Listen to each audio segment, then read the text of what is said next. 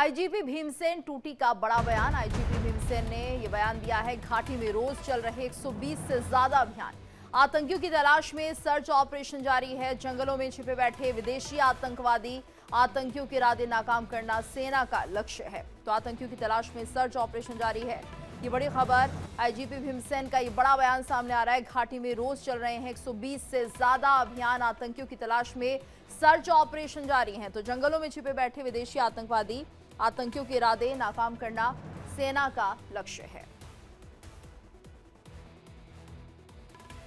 Foreign terrorist yes, पिछले 2 सालों से ये एक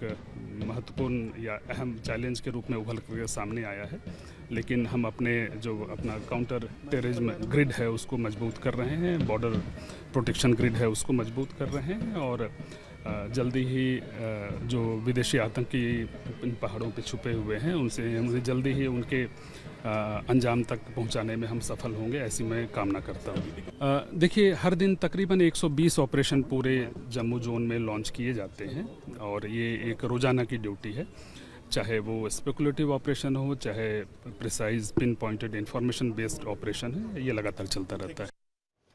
तो जंगलों में छिपे बैठे हैं विदेशी आतंकवादी और हर दिन 120 ऑपरेशन शुरू किए जाते हैं, यानी सर्च ऑपरेशन लगातार जारी हैं। 120 से ज़्यादा सर्च ऑपरेशन, यह अभियान जिसके तहत ऐसे आतंकियों को ढूंढा जाता है जो छिपे हुए हैं। और इस बार आईजीपी भीमसेन की तरफ से बयान जो सामने आ रहा है वो बता रहा है कि किस तरह से घाटी में लगातार ऐसे लोगों को ढूंढने के लिए अभियान चलाए जा रहे हैं। और ज्यादा जानकारी के लिए बात करेंगे संवाददाता रमन सैनी से। रमन सैनी, जिस तरह से बड़ा बयान सामने आया है और ऐसे में साफ तौर पर यह कहा जा रहा है आईजीपी भीमसेन की तरफ से कि 120 से ज्यादा सर्च ऑपरेशन चलाए जा रहे हैं। जी हाँ, बिल्कुल। देखिए, ये रूटीन बेसिस पर ऑपरेशन जो हैं वो जम्मू प्रोविंस के अंदर चलाए जा रहे हैं। अगर हम देखें तो पूरा इलाका, यानी कि जम्मू के जो 10 डिस्ट्रिक्ट हैं, कठुआ, सांबा, जम्मू, उसके बाद राजौरी, पुंछ, रियासी,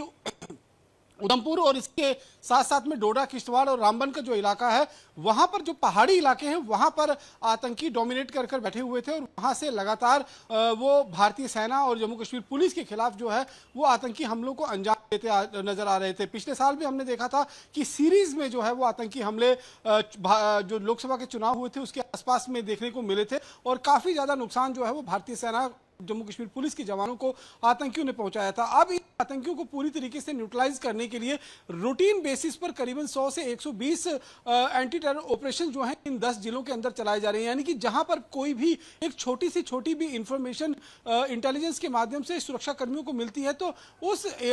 इंफॉर्मेशन को और कोलैबोरेट करने के लिए वहां पर बाकायदा सर्च ऑपरेशन चलाया जाता है। कई बार आतंकी जो है उस इंफॉर्मेशन के आधार पर जो जानकारी मिलती है और वहां पर कॉर्डन सर्च ऑपरेशन लॉन्च किया जाता है तो आतंकी घेरे जाते हैं और कई बार आतंकी जो है रात के अंधेरे का फायदा उठाकर या जंगल के जो टेरेन है उसका फायदा उठाकर बचकर निकल भी जाते हैं। लेकिन अब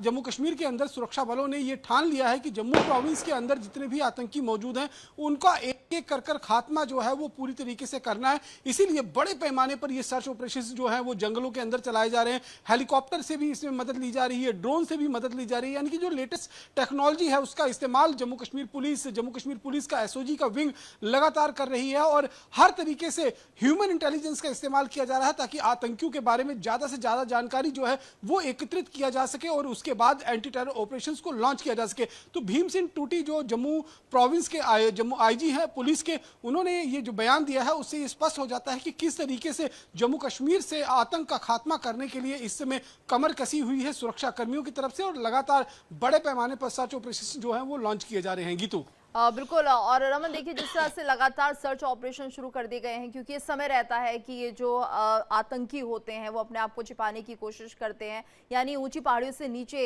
ये लोग पहुंचते हैं। तो ऐसे में क्या मदद मिल सकती है सुरक्षा बलों को, क्योंकि इनके ठिकाने बदलते हैं इस दौरान और OGWs को लेकर भी कार्रवाई लगातार जारी है। तो इस बार क्या उम्मीदें लग रही हैं, ऐसे आतंकियों को ढूंढ निकाला जाएगा? देखिए निश्चित रूप में गीतू, अगर हम गर्मियों की बात करें तो गर्मियों में ये आतंकी जो है वो ऊंची पहाड़ी की जो पीक्स हैं उन पीक्स के अंदर जंगल जो है वहां पर ढोक्स बनी होती हैं या फिर हाइडआउट्स बनाकर छिपे होते हैं और वहां तक पहुंचना जो है वो काफी टेढ़ी खीर होती है सुरक्षा कर्मियों के लिए। हालांकि जब भी इंफॉर्मेशन मिलती है तो वहां तक पहुंचने की कोशिश होती है, लेकिन वहां से कोलेटरल डैमेज के चांसेस जो है वो ज्यादा बन जाते हैं। और हेलीकॉप्टर से भी अगर रेकी की जाती है तो वो पूरा इलाका जो है वो पेड़ों से घिरा होता है। ऐसे में डीप इनसाइड अगर कोई एक्टिविटी हो रही होती है तो उसकी जानकारी निकल कर नहीं सामने आ पाती है। ऐसे में ये समय जो अभी का आया, यानी कि अक्टूबर और नवंबर महीने का समय, जब ऊंची पहाड़ियों पर बर्फ पड़नी शुरू हो चुकी है और साथ में ठंड जो है वो काफी ज्यादा बढ़ गई है, तो ऐसे में अपनी जान ठंड से और बर्फबारी से बचाने के लिए आतंकियों को रिलोकेट करना होता है। वो अपनी पोजीशन जो हाई पीक्स पर उन्होंने जमाई होती है उससे निकलकर वो नीचे की तरफ आते हैं। और यही सबसे गोल्डन अपॉर्चुनिटी जो है वो सुरक्षा कर्मियों के लिए होती है कि इस मौसम में इस समय का फायदा उठाते हुए इंटेलिजेंस इनपुट के माध्यम से जो जानकारी निकले उसके आधार पर ऑपरेशन लॉन्च किया जाए। क्योंकि अगर आतंकी एक बार नीचे पहुंचकर अपने हाइडआउट तक पहुंच गए फिर उनका जो है वो पकड़ा जाना बहुत ज्यादा मुश्किल हो जाता है। तो ये कहीं ना कहीं एक रणनीति रहती है कि जब ये रिलोकेट होते हैं, यानी कि जब निचले इलाके से पहाड़ी इलाकों में जाते हैं, जब सर्दियां खत्म हो जाती है, गर्मियों की शुरुआत होती है, या अभी जो गर्मियां खत्म हुई हैं सर्दियों की शुरुआत हुई है, तो ये पहाड़ी इलाकों से बर्फबारी जो होती है वहां से बचने के लिए ऊपरी इलाकों से नीचे की तरफ जब आते हैं तब इनकी मूवमेंट्स की जानकारी जो है फ्रीक्वेंटली जो है इंटेलिजेंस इनपुट के माध्यम से सुरक्षा कर्मियों तक पहुंचती है और उसी के आधार पर ऑपरेशन लॉन्च किए जाते हैं। इसीलिए कहा जा रहा है कि इस समय अलग अलग इलाकों के अंदर 120 के आसपास में डेली बेसिस पर ऑपरेशंस लॉन्च किए जा रहे हैं ताकि इन आतंकवादियों का पता लगाकर जल्द से जल्द इन आतंकवादियों का खात्मा जो है वो जम्मू प्रोविंस से किया जा सके और जम्मू को पूरी तरीके से आतंक से मुक्त कराया जा सके। गीतू बिल्कुल रमन, और यही शायद वजह है जिसके चलते इतने सर्च ऑपरेशन चलाए जा रहे हैं। साथ ही जिस तरह से हम देख रहे हैं लगातार कार्रवाई उन OGWs पर भी होती रही है जो कि ऐसे आतंकियों की मदद करते हैं, उनके यहाँ कुर्की की गई है और कई जगह हमने ये भी देखा कि एक तरह से उन पर शिकंजा कसने की जो तैयारी थी वो पूरी होती हुई दिखाई दी। और शायद यही वजह है जिसके चलते जो आतंकी हैं उनके मंसूबे अब थोड़े से कम हो रहे हैं और उन्हें लग रहा है कि अब वो जल्द ही यहाँ पर पकड़े जाएंगे, क्योंकि अगर OGWs उन्हें शरण नहीं देते हैं तो मुश्किलें उनके लिए बढ़ सकती है। निश्चित रूप में OGWs की अगर हम बात करते हैं तो शुरू से ही, आज से नहीं, जब से धारा 370 और 35 से जम्मू कश्मीर में खत्म किया गया है तब से ही जम्मू कश्मीर का जो लेफ्टिनेंट गवर्नर का एडमिनिस्ट्रेशन है वो OGWs या फिर जो हाइब्रिड टेररिस्ट होते हैं उनके खिलाफ एक बड़ी कार्रवाई करते हुए दिखाई दे रहे हैं। हमने कई OGWs को जो देखा है वो पकड़े गए हैं, कई OGWs के ऊपर जो है वो सख्त कानूनी धाराओं में कार्रवाई जो है वो की जा रही है। साथ ही साथ में कई सारे ऐसे भी OGWs थे जो सरकारी नौकरियों में काम कर रहे थे लेकिन कहीं ना कहीं अलगाववाद और आतंकवाद को प्रोत्साहित करना, उनको बढ़ावा देना एक उनका काम रहता था। और ऐसे में उन लोगों को सरकारी नौकरियों से भी बर्खास्त किया गया, उनके खिलाफ जो है वो कार्रवाई भी शुरू की गई और कानूनी कार्रवाई भी जो उनके खिलाफ की जा रही है। और साथ साथ में जो OGWs दूर दराज के इलाके में है, चाहे पुंछ के इलाके में है, डोडा के इलाके में, कठुआ के इलाके में, वहां से भी धरपकड़ की जा रही है। दरअसल ये पूरा OGW का नेटवर्क जो है वो सीमा पार उन आतंकियों की मदद से चलाया जा रहा है जो रहने वाले तो जम्मू कश्मीर के हैं लेकिन इस समय वो POK के अंदर आतंकी ट्रेनिंग कैंप्स के अंदर as a handler, as a trainer जो है वो काम कर रहे हैं और अपने लोकल